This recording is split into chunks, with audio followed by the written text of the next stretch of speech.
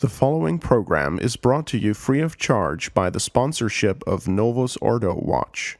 See for yourself that the Church of the Second Vatican Council is not in fact the Catholic Church of the ages. Go to novusordowatch.org.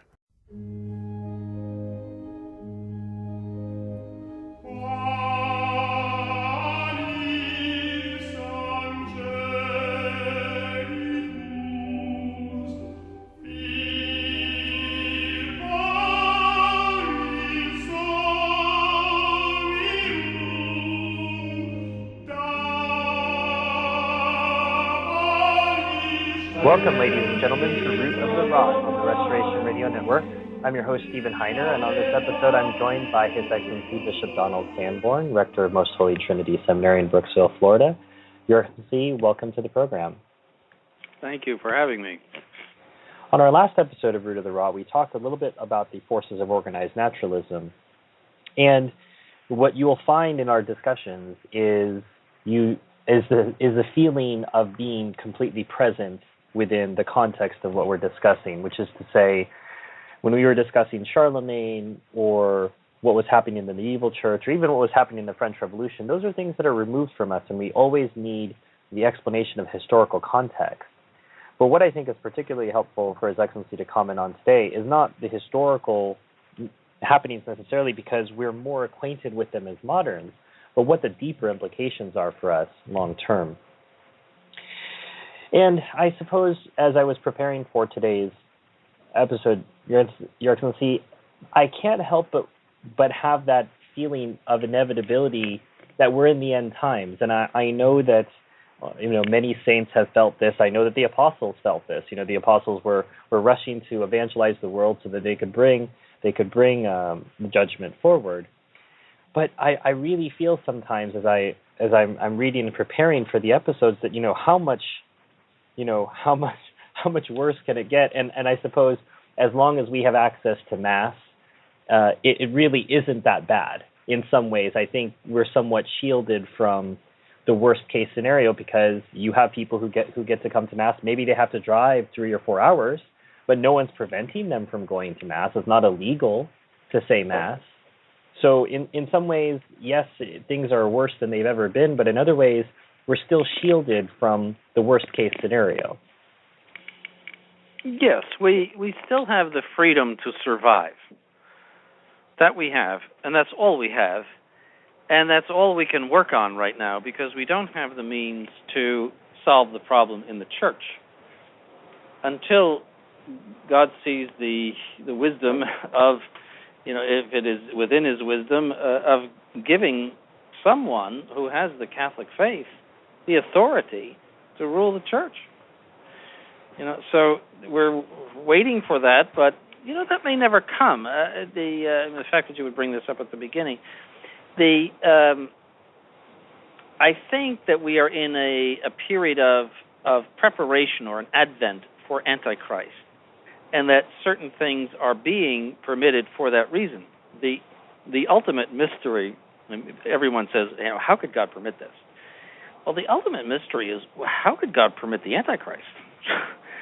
Why does that pertain to His glory? Because He cannot will anything except what pertains to His glory. So we have to ask that question first. And the Antichrist is permitted in order to make a glorious manifestation of Christ's authority over a world that is totally corrupt and which has utterly rejected Him, to intervene in a dramatic way to come and judge it. And so all the predictions are that humanity will not end well. It will end badly. It's not going to be a Hollywood movie where everything turns out right at the end. And everyone will be waiting for Christ to come and will praise Him when He arrives. It's going to end badly, and it's going to be a very, very severe accusation of humanity at the end. So that's the first mystery. I mean, that's actually a much greater mystery than what we're living through now. But given that mystery of the Antichrist, obviously, like everything, there has to be a preparation. Things don't happen overnight. And I think that the permission of this problem in the church is in view of the Antichrist, because I don't think that you could have gotten humanity on a level of error and corruption that it is today and will become in decades to come, except with the defection of most Catholics from the Catholic faith. And I don't think you could have achieved the defection of most Catholics from the Catholic faith without some phony in the Vatican who is feeding Catholics a false religion. That's my theory. That all of this is permitted in view of the coming Antichrist. Well, I don't know if that answers your question. No, it certainly does. Well, and I'm thinking you've provoked a quote that I have a little bit later in my show plan, but it was that we need a pope who we need someone to call a council so that they may consecrate ecumenism. And I'm trying Jean to Baudouin. There it is. Yeah, know the quote. Thank you, Your I Excellency. can say it for you. He was an ecumenical maniac. Okay, and I think that pertains directly to your point that this is the best way to inject it is through authority. Now, yes. to pick up where we left off on our last episode, I want to remind our listeners we were talking about this new United Nations type of religion. Essentially, it may not be called a religion anymore, but it's the religion of man, humanitarianism, which has two central doctrines: the denial of a transcendent God and the affirmation of an immanent God. Now, what do we mean when we say an immanent God, Your Excellency? It means, well, first, transcendent. It's the opposite of transcendent. Transcendent is a God who, although present to all created things, is infinitely distinguished from them and distant from them because he is the ultimate being, the supreme being, and we are creatures. So that is a tremendous chasm. It's an infinite chasm. And therefore he lives in a different order, the supernatural order. And in that sense, all things are different about him. And he doesn't change. And so that means dogmas don't change. Humanity doesn't change. It's all fixed and perfect, see, because he is. But an immanent God is a God that is identified with as St. Pius X says, the human subconscious, that he is active in human beings. Now, this is apart from grace or anything, just that he is part of the human world as an essential element of the human world, and therefore he becomes different as human beings become different. And so he's it's essentially pantheism. He's like a world spirit, and we must be. For example, Bergoglio says we have to have this experience of God, this experience of Jesus, as if there's something in us to find that we turn on to. That's the idea of an immanent God. It's pantheism, and it's necessarily tied to evolutionism because as human beings change, obviously God changes and religion changes. And so any religion that wants to remain static is problematic because it denies a fundamental reality, and that is that God is identified with the human race.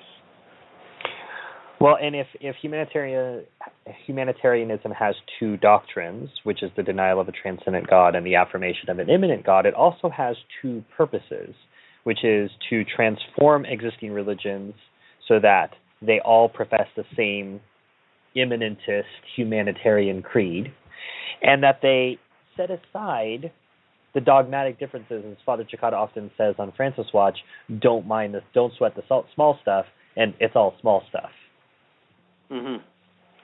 Yes, so if God is identified with the human race and the human consciousness, then the objective creeds become meaningless. See, so we can all agree to disagree. We all have a religious experience. We all see God a little differently. But at the same time, we are all experiencing the same person, the same thing, and therefore our creeds really don't make a difference. It's like flavors of ice cream. It's all the same ice cream. It's just a different flavor, and therefore they should set aside dogmatic differences and unite and amalgamate and realize what is unifying in them, and not accentuate any dogmatic or liturgical differences. That's unity in diversity, as Ratzinger said. So yes. That is the goal of the modern world, is to create this religion, and it will fit hand in hand with glove in hand with a world republic. That is where the nation state will be set aside, and there will be a world government and a world republic with a one world religion. Now, that doesn't mean that everyone will recite the same creed, but it will be a generality of religion, in the sense that everyone will adhere to the same basic humanitarian creedless religion, and no one will criticize anybody else. Everyone is one, and we're all in communion with everybody else. So you shouldn't think of a disappearance of all churches and religions, but they will all have something in common and will profess in that sense the same creed that that essentially none of us has a creed that we believe. That will be the creed. We don't really believe it. Well, and if you have a new religion, you have to have apostles or catechists of that religion, and it might be time to introduce some of our listeners to these names, the first of which might be a gentleman named Schleiermacher. And apart from pronouncing the name, I suppose, directly, could you tell us a bit about what this man professed? Yes, he was the founder of what is known as liberal Protestantism, a founder. He was the main spokesman for it. And he was active in the 1820s, 1830s in Germany when all of this was breaking out. He said that religion is an experience of God, that it is something totally interior, and the religious experience is religion, that there is no objectivity to it, that everyone has his own religious experience, and therefore religion is something that is confined to the interior. So obviously that fits right in with everything we're saying. That's known as liberal Protestantism, and it was very popular. There was a reaction to it. Something called Orthodox Protestantism reacted to it, but it's still very much alive. That is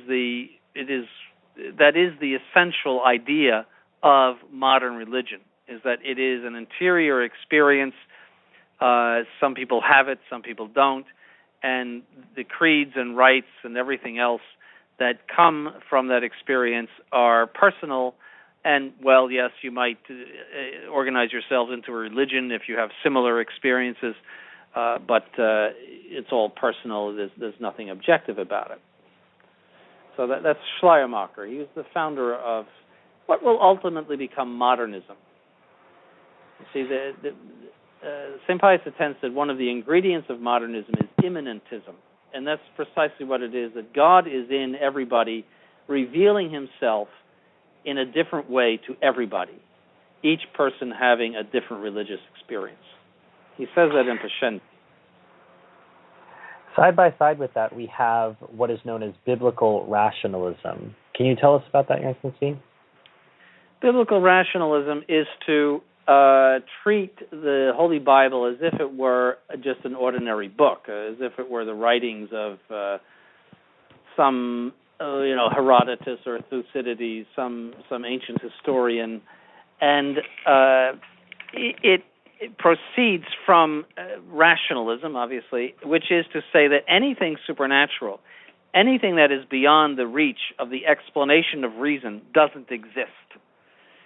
So they would go through and look at all the books and say, well, this is a miracle, that couldn't exist. There must be a rational explanation for this. A famous case is the crossing of the Red Sea. It says clearly in Exodus that the sea opened up and there was dry land, and that the sea made two walls on either side of them, which was shown very well in the movie with Charlton Heston, by the way. And that the Jews passed through this wall of water on either side and over the dry land and made it to the other side, and that the Egyptians arrived and wanted to attack the Jews. They went through this dry land that was where the two walls of water were, and as they passed through, the walls of water collapsed upon them and they all drowned. Now that's explicit in Exodus. Well, the rationalists say, no. There was a swamp. The Red Sea where they crossed was just a swamp, and the wind came, because there's a mention of a wind. The wind came and parted the waters enough for them to wade through the swamp. That's biblical rationalism. Now, how you drown a whole army of charioteers in a swamp is, how that happened. But they would just assign that to the imagination of the Hebrews, because they say that Moses didn't write all of this down. No. This was written down many, many centuries later, because they're all fireside stories. The Hebrews would sit down at night and have dinner and sit around the fire, and they would do these stories, and eventually somebody wrote them down. So these are all embroidered, enhanced stories. That's biblical rationalism. They go through the entire book with that. The entire book, including the New Testament, disparaging every single miracle, anything supernatural at all, and reducing sacred scripture to merely a storybook. Well, and once you tear down these dogmas, you get to a complete change even within Protestantism. Protestantism, which had some dogmas from whatever they adhered to, we now create an entire branch of Protestantism that doesn't adhere to this at all. So we have two types of Protestant churches: the ones that are more of the Rick Warren, purpose-driven life, feel-good church, mega-church, and you have the hardcore fundamentalist Protestants, which, again, they have all of the problems that the Protestant revolt brings with them, but they still do hold to some doctrines and some beliefs. Now, in your own experience, Your Excellency, having I wouldn't say worked in this field, but you've dealt with converts who've come over, and you're observing what's happening.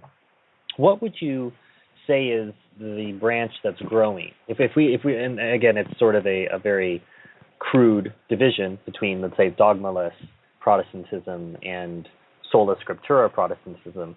But what do you think has more allure at the present time? What's growing more? Oh, definitely what we'd call Orthodox Protestantism, fundamentalism, evangelism, whatever you want to call it. That is, that branch of Protestants that adhere to some basic doctrines. It's totally inconsistent with their principles that they adhere to certain dogmas. Totally, because if you can pick up the scriptures and decide whatever you want, who makes the dogmas then? But Protestants realized as time went on that they had to come up with some dogmas, otherwise the whole thing would be a mess.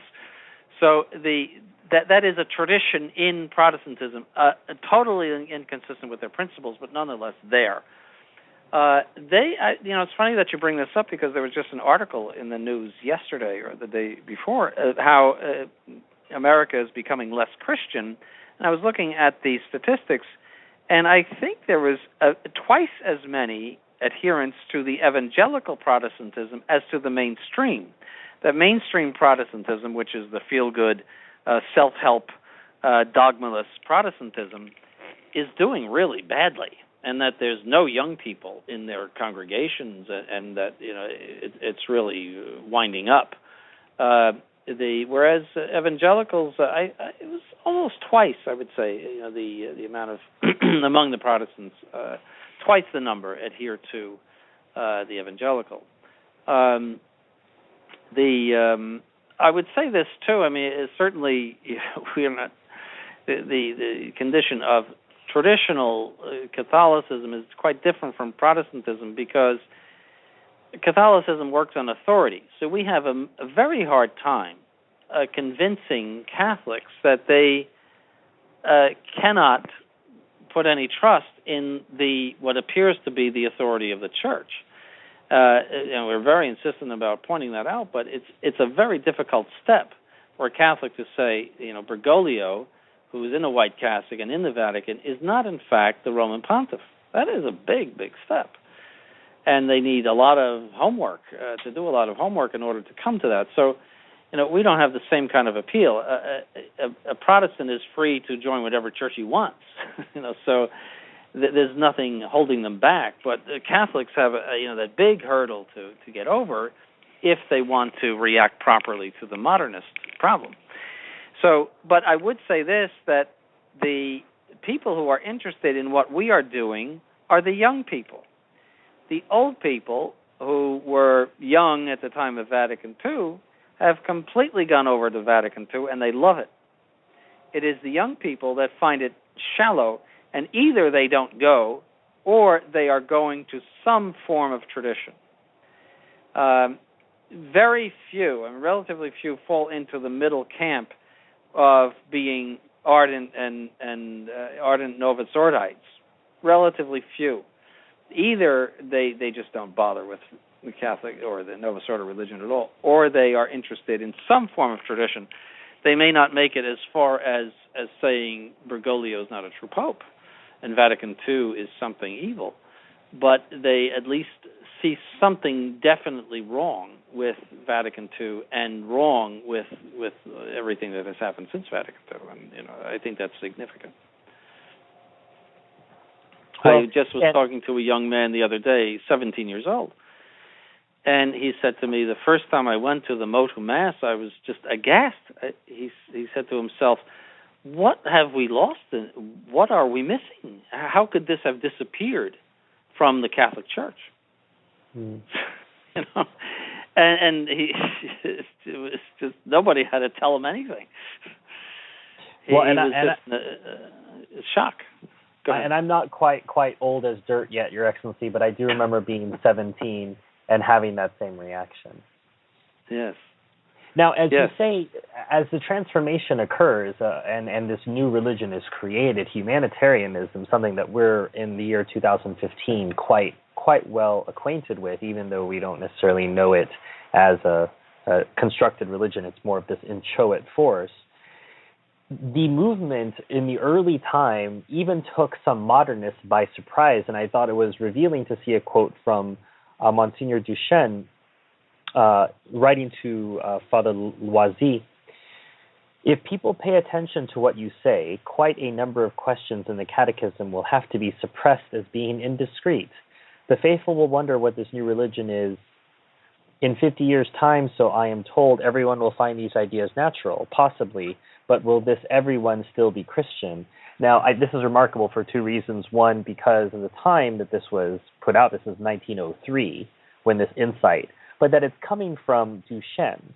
So if you could put both of those items in context for us, Your Excellency. Yes, Duchesne was a modernist historian whose works were put on the index, and I'll tell you, there's a footnote to that too. And he was talking about Loisy. He's talking to Loisy. Loisy is an arch-modernist. He's like the Luther of modernism, and he was excommunicated by Pius X. And if you say modernism, Loisy comes up as the first name. So Duchesne himself said to Loisy, what are you doing? do you realize the implications of what you're saying? And certainly Lavoisier did.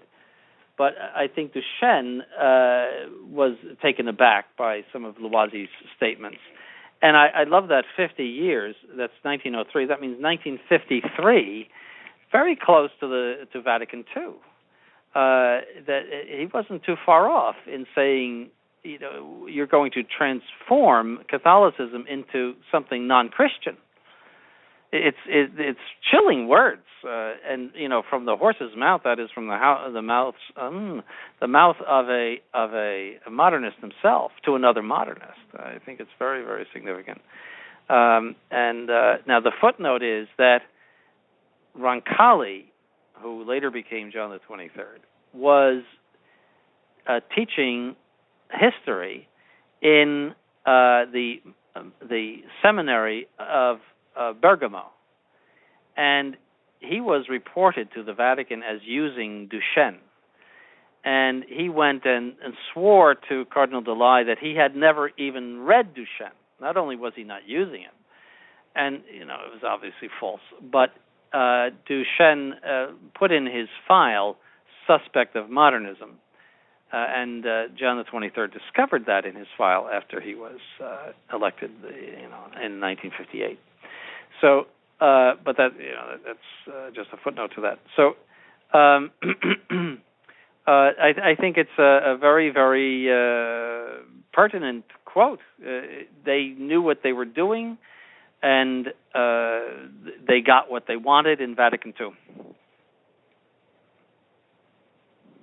Well, and side by side with that, we have a quote from George Terrell, who was also excommunicated, as was Loisy. It is not, as they suppose, about this or that article of the creed that we differ. We accept it all, but it is the word credo, the sense of true as applied to dogma. The whole value of revelation is at stake. And he is right. Yes, that if you take out the sense of the word credo, of adherence to truth, then you could say whatever you want. That's like taking all the teeth out of the lion. That if you don't adhere to these as immutable truths revealed by God, well, then the credo means nothing. And that's where we are. I mean, today Bergoglio is saying there's no hell, that people who are divorced and remarried should be able to receive Holy Communion, that who am I to judge on questions of priests having homosexual relations with other priests, and that people who are living together in fornication, well, they should be able to go to communion too. You have these blatant violations of truth and revealed truth and the creed itself, and nobody cares because the teeth have all come out. There is no credo. Those things can change just as easily as anything else. As I think I said in another show, I think if a woman were ordained, if Bergoglio ordained a woman tomorrow, I think most Novus Ordites would say, well, that's fine. Why shouldn't women have access to the priesthood? I think most of them would totally accept it. And I always thought that would be the point of no return for an awful lot of people, but I don't think it is anymore. I think we're going to see that. And that's because the teeth have come out of the credo, that there is no adherence to truth in the credo. It's just see, in the modernist system, a creed is just a way of saying what the present religious experience is. It's just a signpost. This is what we're believing today. It is not something immutable. It's just our experience today, and that's how they explain away all of Catholic tradition. Well, the Council of Trent was true for its time. Well, this declaration was true for its time. That's how they saw things at that time. But human beings change, and we have changed, and we must move. That's how the Novus Ordo operates on that system. Well, and I was going to say, Ursula, it's the pragmatism of the boiled frog. When I was in the Novus Ordo sect myself, I was always saying, well, if they allow women priests, I'm out of here. or I'll know that it's the wrong thing. You're always drawing these red lines in the sand, but people don't realize that this is a problem. If you're having to draw these red lines, what is this telling you? If you're threatening about future references, it shows you that you're on shifting sands. Yes, yes, and really, you're making your own religion, because why do you draw that line? You don't. The church removes that need for you to do that, because everything's already handled and set for you. Yeah.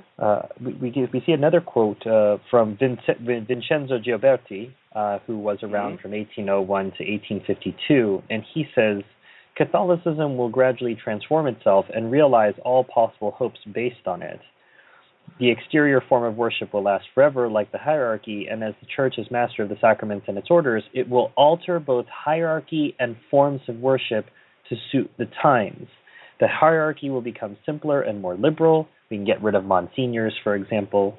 The forms of worship more quote-unquote spiritual, and thus it will become Protestantism, but a gradual Orthodox Protestantism without anything violent, aggressive, revolutionary, or insubordinate about it.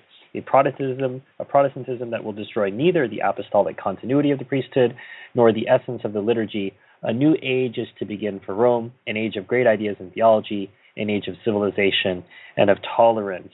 And this, for those of you who are interested in looking this up, this comes from a text called The Catholic Modernists, and you can find that Oxford University Press printed that in 1969. The quote I just read came from page 99 of the 1969 edition. It is a shocking quote. Yes, he was a fallen-away priest who was an ontologist, which was condemned by the Catholic Church, an error which said that we have an intuitive knowledge of God, that we know we have essentially the beatific vision in us. I mean, I won't go into it now, but it was condemned by the Catholic Church. He was a liberal in the time of the Risorgimento, and he was very much involved in the government of Piedmont, which was the author of all of the anti-Catholic and Freemasonic machinations against Pope Pius IX and Pope Gregory XVI. And so, he knows what he's talking about. This is the program, and he's just reflecting what all of them thought at the time, that Catholicism cannot stay the same. It's got to change itself according to the dictates of liberalism in the modern world, that Catholicism will not survive unless it changes itself into what he just described. Rosmini said something very similar, not quite as radical as what Gioberti said, but Rosmini said something very similar. This has been a theme and variations for over a century, decade upon decade, people saying this. You've got to change. You've got to change. The church won't survive unless you change. And, of course, we're seeing that the droves of people losing the faith and not bothering with church at all, and the faith being rotted out right at the top. And, whereas before the council, conversions were very, very high. The church was in relatively perfect condition. I won't take the time to go into that, but the whole beautiful building was blown up by Vatican II with this principle that you've got to change the church to fit the modern world. And it has been just like a Hiroshima for the Catholic Church. We said in the beginning of the episode, and we want to remind our listeners, you're listening to Root of the Rot on the Restoration Radio Network. I am Stephen Heiner, and I'm with His Excellency Bishop Donald Sanborn. We want to remind you that Root of the Rod is a production of the Restoration Radio Network. All rights are reserved, and any duplication without explicit written permission is forbidden. Actually, at the beginning of the episode, we talked about the fact that the goal of humanitarianism is to transform religions that exist in the world, to remove their doctrinal differences. And, of course, we know this is ecumenism today, but one of the things that we didn't, I would say most people don't know about unless they've studied the Oxford movement or have some familiarity with John Henry Newman, Cardinal Newman, is this notion of the branch theory, which in a way is proto-ecumenism because it still professes some sort of link with Catholicism as one of the foundations of truth, obviously incorrectly. But can you explain to people what the branch theory is and how it laid the path for ecumenism? Yes, it was the child of Pusey who was the one that established high Anglicanism in England during the 1850s or 40s too, Newman's time, the Oxford movement time. And you see, the Oxford movement had two branches. One was the branch of conversion, which was Newman's branch, and Father Faber and others who followed him. The other was to transform the Church of England into something that could amalgamate with the Catholic Church. Pusey's idea was fix up the Church of England in such a way that it regains its liturgical past and its dogmatic past, and then go to Rome and say, look, let's have an amalgamation of these two churches because we are where we should be. We've cleaned up our act. We are the English Church the way it was before the Reformation, and why don't you just take us? And that was Pusey's idea, so he worked on that. However, it developed into something called the branch theory. The branch theory held that the church consisted the Church of Christ had three branches: the Eastern Orthodox, the Anglicans, and the Romans, and that these three branches made up the true Church of Christ, and therefore they should all be in communion with one another. Of course, and so they made all of these approaches to Rome that, you really should get on board with this branch theory, and Rome wanted nothing to do with it at all. But this was the beginning of ecumenism. It was condemned in 1865 by Cardinal Patrizzi, he was very, very clear about the fact that this is something which undermines the very nature of the Catholic Church, he says, for example, I love this quote, there is no opinion which is more at variance with the genuine notion of the Catholic Church. This branch theory, that you could have a communion where there is no unity of faith and there's no unity of government. He says, and he quotes St. Paul, for the Catholic Church is that which, built upon a single rock, rises up into one coherent body and is held together by unity of faith and charity. That's the Catholic Church. Some sort of amalgam of a bunch of churches that disagree in liturgy and doctrine and everything else and many other things, glued together, is not the Church of Christ. It is, and as he says, there is no opinion which is more at variance with the genuine notion of the Catholic Church. Yet this is what Vatican II has proposed to us.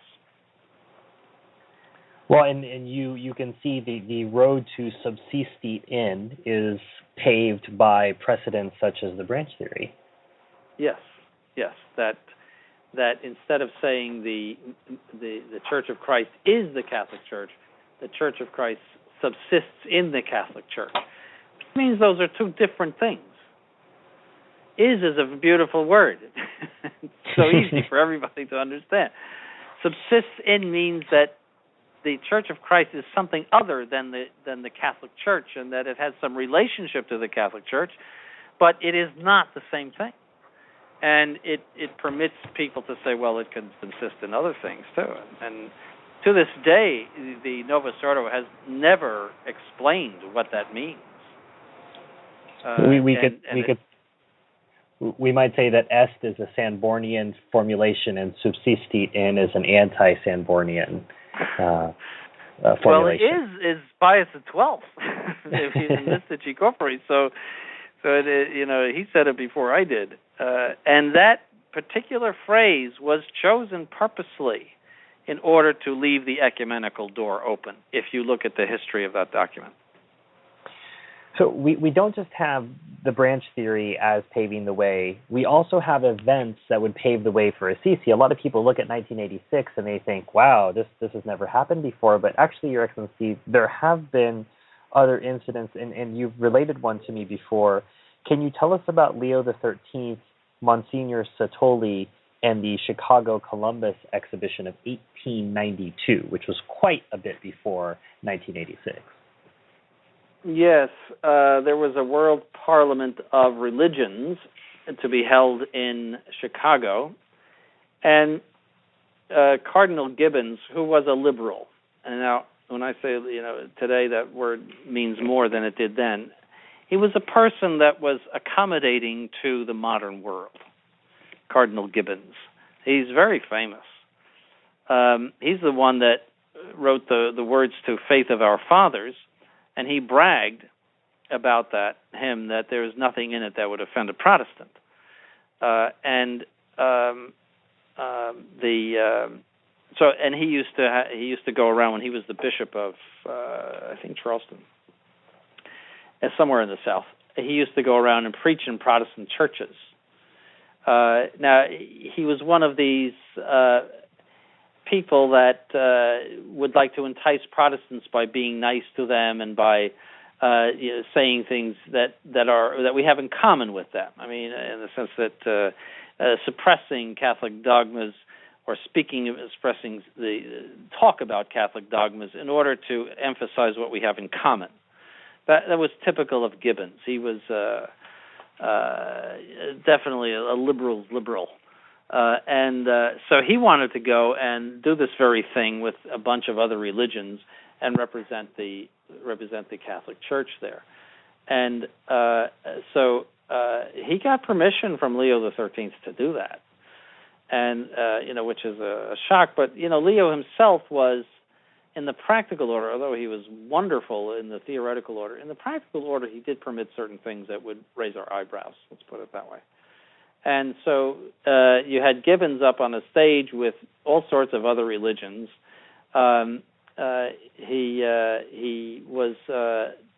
He shared being chief moderator with the Presbyterian Church, and he recited the Our Father together with Muslims, Buddhists, Hindus. So this cardinal of the church is doing this ecumenical act, and then he gives an apostolic blessing at the conclusion of the whole thing. I mean, that's 1892 or 93, I'm not sure. I think it was 93. I think the Parliament of Religions was in 93, but it was the Chicago Exposition in 1892 that opened in 1892. So Bishop Sanborn's big on looking things up. So if you want to follow up on, this isn't something we're making up. The book is called The Catholic Church in the Modern World. It was published in 1960, and the account that we're speaking about happened on. You can find it recounted on pages 170 through 171. The author's name is Hales, E-E-Y Hales, H-A-L-E-S is the last name. Yes. So ecumenism has a history. It has a history in the Catholic Church.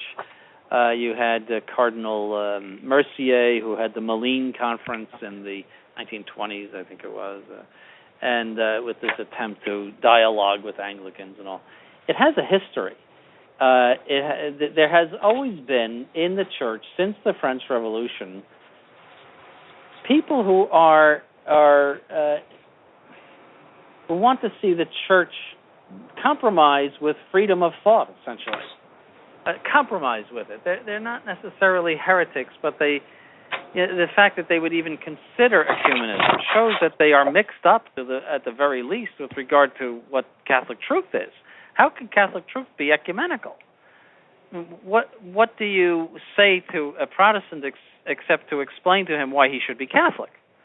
Why is a discussion or a dialogue productive?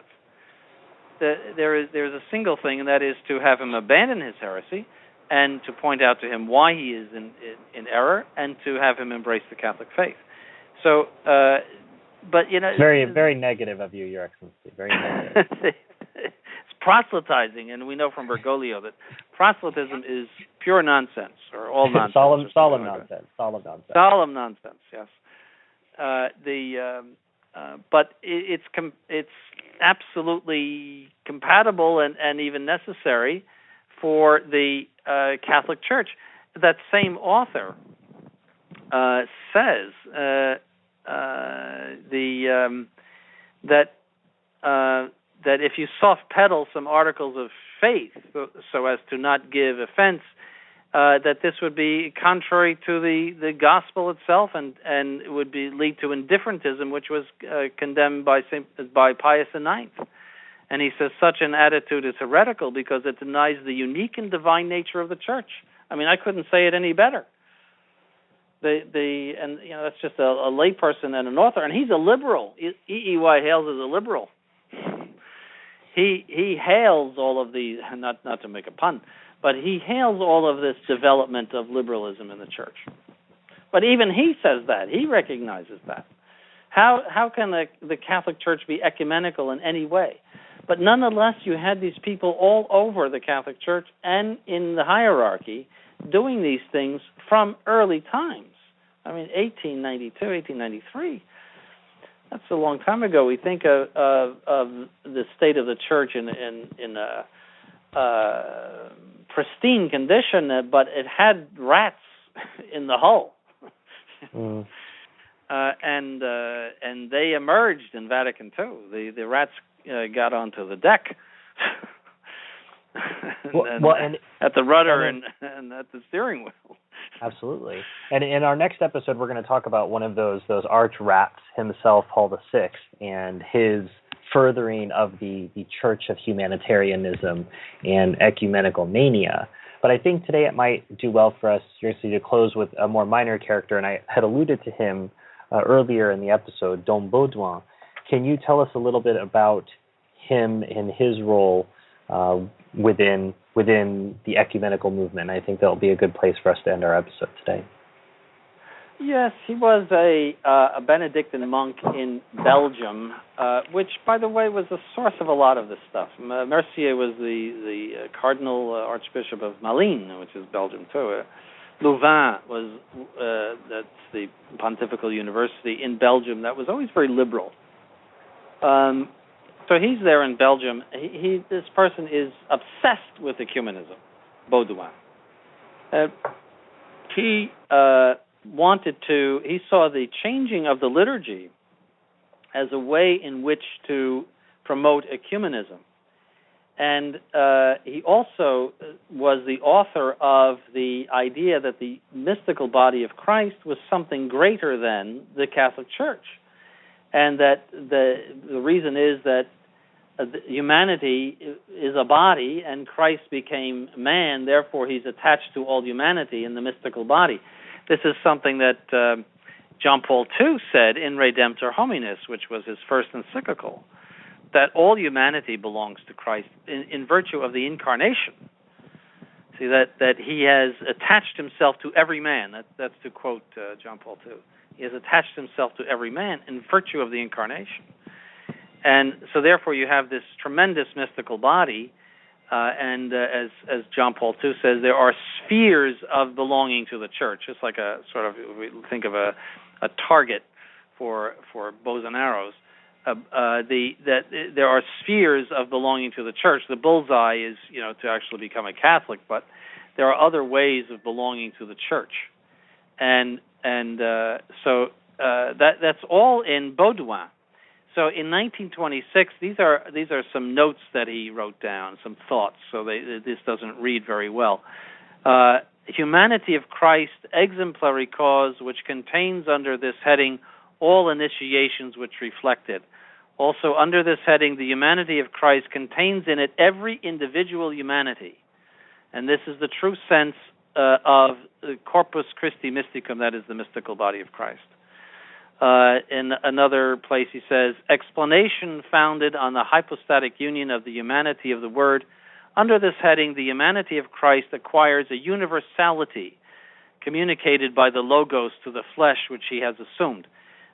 From there, a certain incorporation of every individual in the humanity of Christ. See, so that John Paul II will pick that up. That by the incarnation, everyone's attached to Christ. The traditional doctrine is you become attached to Christ by baptism.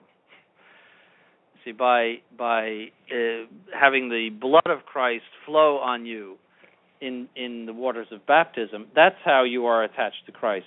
That although everyone is called to the Catholic Church, you are not incorporated into Christ except by admission to the Catholic Church and adherence to the Catholic Church. Are you saying that many Yes. are called but few are chosen, Your Excellency? Well, that would take about another 20 minutes to explain. But everyone, yes, it's true that all men are called to salvation. That is true. God wills the salvation of all men. St. Paul said that. But it is not true that all men will make it.